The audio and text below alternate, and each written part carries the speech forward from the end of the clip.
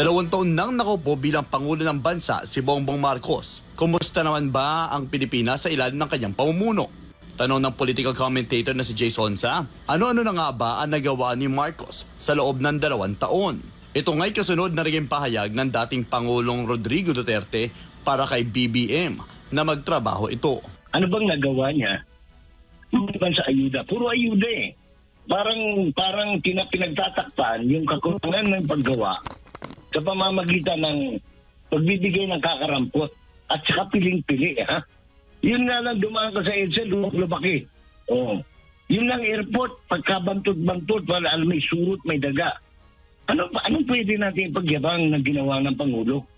Sa isinagawang National Day of Protest ng hakbang na maisog noong June 30, ay ipinahayag ng iba't ibang sektor ang kanilang saloobin laban sa kasalukuyang administrasyon. Kabilang dito ang napakong pangako na 20 pesos kada kilo ng bigas, pagpapababa ng presyo ng mga bilihin sa merkado, paglikha ng mas maraming trabaho at maging ang pagresolba sa nagpapatuloy na tensyon sa pagitan ng Pilipinas at China sa West Philippine Sea na kapag lumala pa ay posibleng mauwi sa giyera. Maliban dyan ay pinalagan din ng marami, mapamiyembro man o hindi ng The Kingdom of Jesus Christ, ang marahas at di makataong pag-atake ng mga armadong kapulisan sa religious compounds ng KOJC nitong Agyes ng Hunyo.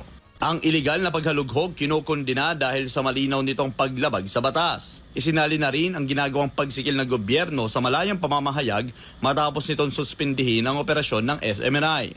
Hindi ka na nga nakakapagserbisyo ng maayos. Anong tawag nito? Yung lalansihin mo pa yung taong bayan, no? Kasi mangangako ka ng bigas, hindi mo naman kaya ibigay. Tapos magbibigay ka ng mura-mura, mabaho na. Pagkatapos ang nakikita ng tao, biyahe ka ng biyahe, gastos ka ng gastos. Alam mo, hindi ko alam kung saan sila nanghihiram ng mukha para iharap sa taong bayan. Kasi nakakainis eh.